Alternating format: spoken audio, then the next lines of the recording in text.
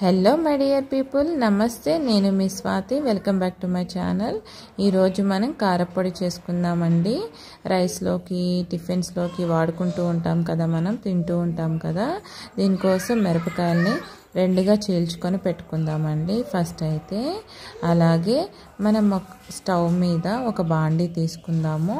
ఆ బాండీ స్టవ్ మీద పెట్టుకొని స్టవ్ వెలిగించుకొని పెట్టుకోవాలండో. అలాగే పెట్టారు, మర్చిపోయి స్టవ్ వెలిగించి పెట్టండి.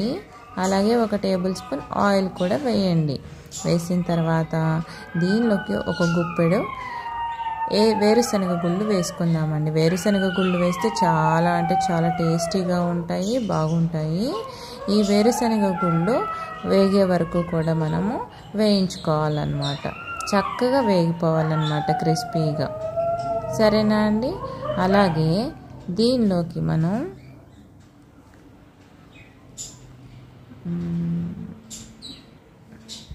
ధనియాలు ఉంటాయి కదా అండి, మర్చిపోయాను గుర్తు తెచ్చుకోవడానికి.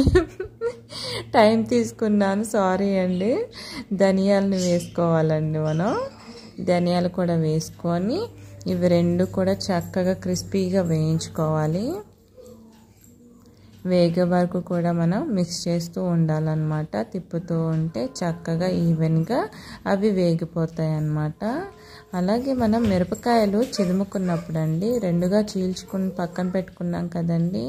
లోపల మనం కారపొట్టించే కారం, మనకి కారంగా ఉండేవి లోపల ఉండేవి కదా, గింజలే కదా, ఆ గింజల్ని వేసుకోవాలండి.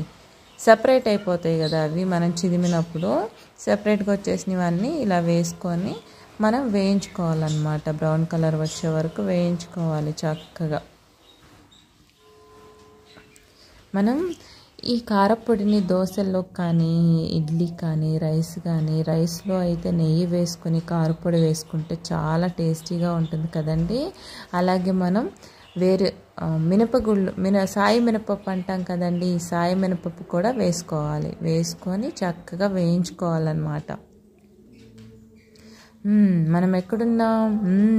రైస్లో నెయ్యి వేసుకొని కారపొడి వేసుకొని తింటే ఆ టేస్టే వేరు కదండి. చాలా చాలా టేస్టీగా ఉంటుంది. అలాగే దోశలో కూడా చాలా బాగుంటుంది కదండి. అలాగే దీనికోసం మనం టేస్ట్ కోసం జీలకర్ర కూడా వేసుకోవాలి. 1 టేబుల్ స్పూన్ కానీ 2 టేబుల్ స్పూన్ కానీ వేసుకోండి. ఆ స్మెల్ చాలా బాగుంటుంది, ఫ్లేవరు. అలాగే కొద్దిగా కరివేపాకు కూడా వేసుకోండి. కరివేపాకు కూడా చక్కగా వేగిపోవాలన్నమాట. చక్కగా వేగే వరకు వేయించుకోవాలి. అలాగే మనం దోశలో పీనట్ చట్నీ, అలాగే కారం రెండు నంచుకొని తింటుంటే చాలా టేస్టీగా ఉంటుంది కదండి. అలాగే మన ఇమ్యూనిటీ బూస్టర్ వెల్లుల్లిపాయ ఉంది కదండి, అవి కూడా ఒక 4-5 రెబ్బలు వేసుకోండి. ఒక 2 రెబ్బలు ఎక్స్ట్రా వేసుకున్నా ఏం పర్లేదు. చాలా బాగుంటుంది ఫ్లేవర్ వచ్చేసి. చక్కగా మిక్సీ గిన్నెలో వేసుకోండి. ఆల్రెడీ కొబ్బరి పొడి పెట్టున్నామండి, అందుకే మిక్సీ గిన్నె అలా ఉంది. కొబ్బరి పొడే కాబట్టి ఏం కాదు కాబట్టి మేము అలా వేసేసామన్నమాట.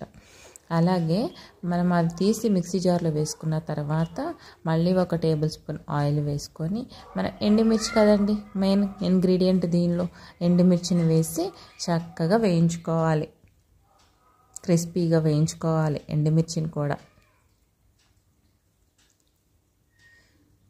అసలు ఒక్కొక్కసారి మన కర్రీస్ అసలు తినబుద్ధి కాదు కదా, పచ్చడితోనో లేకపోతే పికిల్స్తోనో కారంతోనో తినాలనిపిస్తుంది. ఒక్కొక్కసారి రైస్ మొత్తం నేను అలాగే తింటానండి.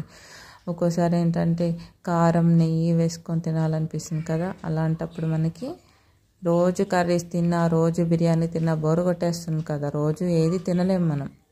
మనకి క్రేవింగ్స్ ఉంటాయి కదా, ఒక్కొక్కసారి ఒక్కొక్కలాగా తినాలనిపిస్తూ ఉంటుంది.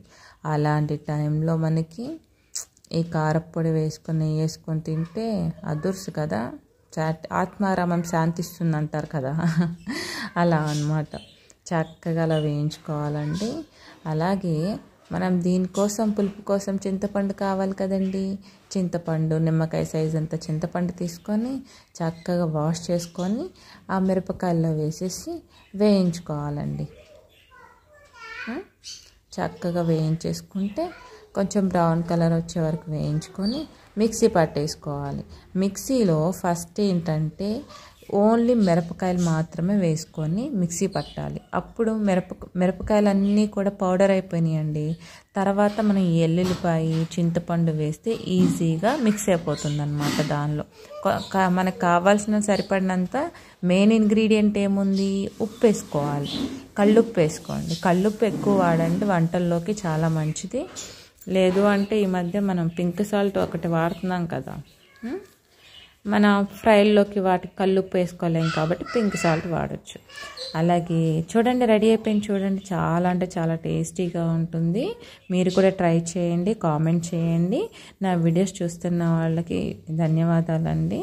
అలాగే ఇలాగే నన్ను సపోర్ట్ చేస్తూ, అలాగే కొత్త వాళ్ళైతే ప్లీజ్ లైక్ చేయండి, షేర్ చేయండి, సబ్స్క్రైబ్ చేయండి. Thank you so much for watching my channel.